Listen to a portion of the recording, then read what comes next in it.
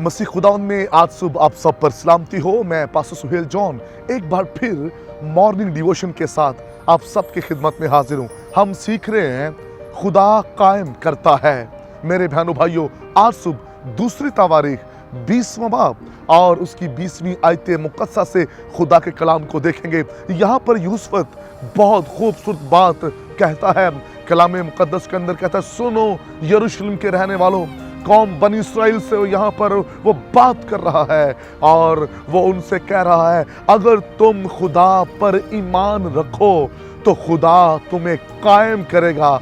अगर तुम उसके नबियों का यकीन करो तो वो तुम्हें मजबूत करेगा, कामयाब करेगा। खुदा के लोगों, इस बात को याद रखें, अगर आप खुदा पर ईमान रखें तो फिर आप कायम रहेंगे। दुनिया के माबूदों पर नहीं, आसमान के खुदा पर ईमान रखें तो आप कायम रहेंगे और फिर आसमान का खुदा आपको गिरने नहीं देगा।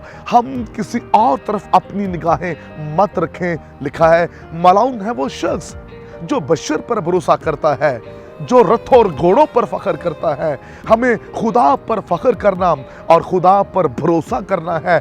अगर हम खुदा पर भरोसा करें, खुदा पर ईमान रखें तो खुदा हमें कायम करेगा। बनी कोरा का जो कबीला था वो खुद से कायम होना चाहता था।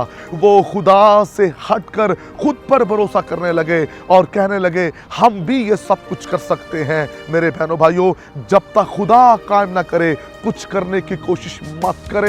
खुदा पर यकीन करें, उसके नबियों पर यकीन कीजिए।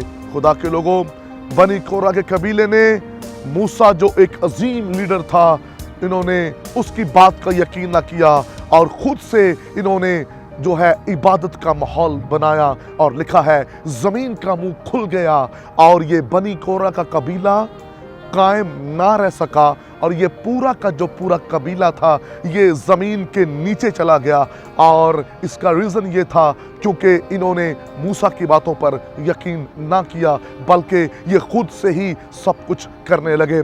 ऐसे ही होता है जब हम खादमीन पर यकीन नहीं करते और उनको मौका नहीं देते और खुद से ही खादम बनकर खिदमत शुरू कर देते हैं, और ना हमें खुदा कायम करता है और ना हम खड़े रह पाते हैं। होता यूं ही है, चंद दिन तो बड़ा शोर होता है, जोश होता है, लेकिन थोड़े दिनों के बाद जिस तरह बनी कोरा कबीला ज़मीन के नीचे चला गया, ऐसे ही उनकी खिदमत ख़त्म हो जाती है, उनका चर्च ख़त्म हो जाता है, उनका बिजनेस ख़त्म हो जाता है, उनका घर तबाह हो जाता है। अगर आपको खुदा कायम करे, आपका बिजनेस, आपका चर्च, आपका खानदान कायम रहेगा। खुदा पर ईमान रखना सीखिए।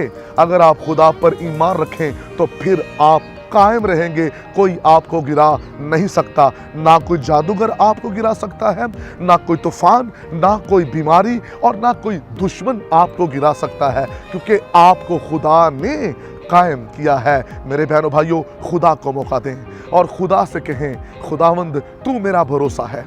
खुदा से कहिए, तू मेरा भरोसा है।